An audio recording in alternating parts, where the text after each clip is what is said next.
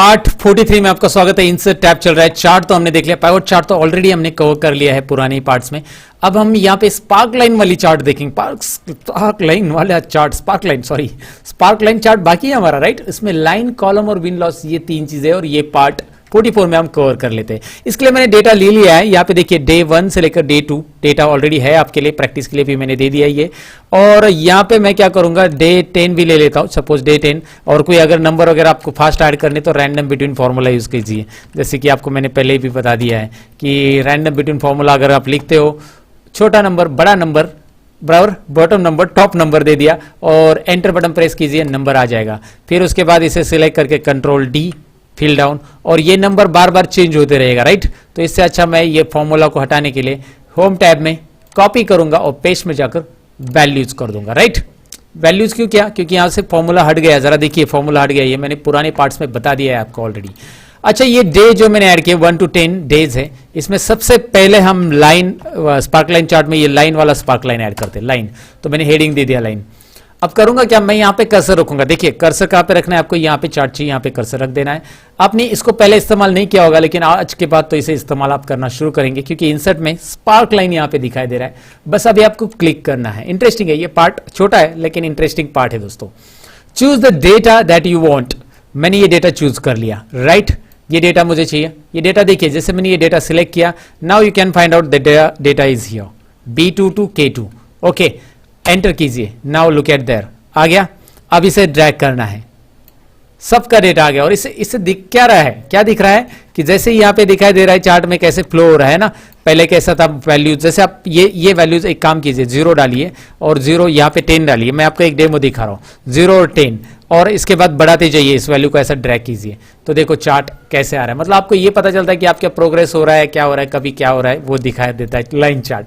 समझ में आपको? अगर वैल्यू बढ़ते जा रही है तो वो आपको इस तरह से चार्ट दिखाई देगा। वैल्यू कम होते जा रही है, या फिर बीच में अचानक बहुत बड़ी थी, 100 हो गई थी, और फिर बीच में कम हो गई, फिर बाद में कम हो गई, बाद में डायरेक्ट 0 हो गई, तो आपको ऐसा चार्ट दिखाई देगा। या फिर 0-100 के बीच में आपने रख दिया 0-100 और ऐसा ड्रैग किया। So now you can check it out, क्या हो रहा है। 0-100 रिपीट करना था मुझे। कंट्रोल बटन प्रेस करके ड्रैग करो 0-100, कंट्रोल बटन प्रेस करेंगे 0-100 क्या हो रहा है। सो लाइन तो समझ में आपको। नेक्स्ट जो है वो है कॉलम चार्ट। यहाँ पे कर्सर रखिए, दोबारा इंसर्ट में चाहिए, यहाँ पे आपको लाइन के बाद मिल रहा है कॉलम, क्लिक कीजिए। यहाँ पे एक डायलॉग बॉक्स आता है, वो पूछ रहा है डेटा रेंज। ध्यान से देखिए, choose the data that you want, और कौन से लोकेशन पे चाहिए। लोकेशन मैंने ये ले लिया, आप कुछ और भी ले सकते हैं। यहाँ पे लोकेशन है मेरा। डेटा रेंज ये है मेरी, this is my data range. Now click on okay. जैसे आपने डेटा रेंज सिलेक्ट किया, B2 to K2, okay button पे क्लिक कीजिए, ड्रैग कीजिए। यहाँ पे देखिए किस तरह से चार्ट आ रहा है। ये क्यों आ रहा है, क्योंकि यहाँ पे 0 और 100 है, इसलिए इस तरह से आ रहा है वो। अगर इस वैल्यू को आप 20 कर लेते तो वहाँ पे भी चार्ट आ जाएगा। 20 करके मैं कंट्रोल बटन प्रेस करके ऐसा ड्रैग कर रहा हूँ, तो देखिए ये तो वैसे ही आएगा क्योंकि 20-100, लेकिन यहाँ पे कुछ आ रहा है आपको कॉलम चार्ट में। सो कॉलम चार्ट, इसका साइज आप बढ़ा सकते हैं। इन सभी रोज को एक साथ सिलेक्ट कीजिए, हाइट बढ़ाइए रो की, आपको ऐसे दिखाई देगा। सो कॉलम चार्ट यहाँ पे इंटरेस्टिंग चीज़ है। आप कैसे डिस्प्ले करना है आपको समझ में आएगा। उसके लिए भी डिज़ाइन टैब है, और डिज़ाइन टैब में भी अलग अलग कलर्स यहाँ पे आपको मिलने वाले हैं। बहुत सारी चीज़ें यहाँ पे, हाइट पॉइंट्स है ना, हाइट पॉइंट अलग से दिखनी चाहिए, लो पॉइंट्स, तो हाई पॉइंट्स को अलग सा दिखना है। हाई पॉइंट बोलना था मुझे, हाइट बोल दिया मैंने। फर्स्ट पॉइंट अलग दिखना चाहिए, लास्ट पॉइंट अलग दिखना चाहिए, निगेटिव पॉइंट्स अलग, अगर निगेटिव है तो, निगेटिव नहीं है उसमें कोई। तो यहाँ पे ये कॉलम चार्ट के लिए फॉर्मेट आ रहा है, राइट। मार्कर लाइन भी आप यहाँ पे डिसाइड कर सकते हैं। बहुत सारी चीज़ें यहाँ पे कर सकते हैं, एक्सिस के लिए भी कर सकते हैं, डेट एक्सिस वगैरह सब। सो कॉलम के लिए भी डिज़ाइन था, वैसे ही हमें यहाँ पे लेना है विन लॉस। आगे कौन सा है, विन लॉस।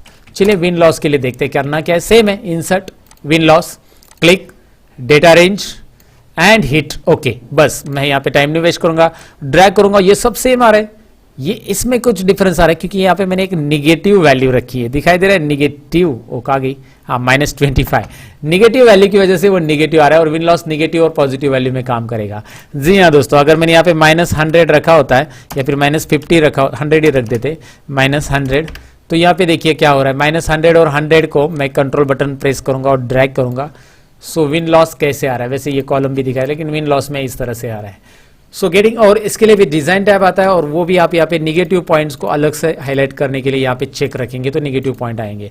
अगर आप इसे नहीं रखेंगे तो ये निगेटिव पॉइंट ऐसे आएंगे, इसलिए निगेटिव पॉइंट ये ऑलरेडी चेक ही हो जाता है ऑटोमेटिकली विन लॉस चार्ट जब आता है।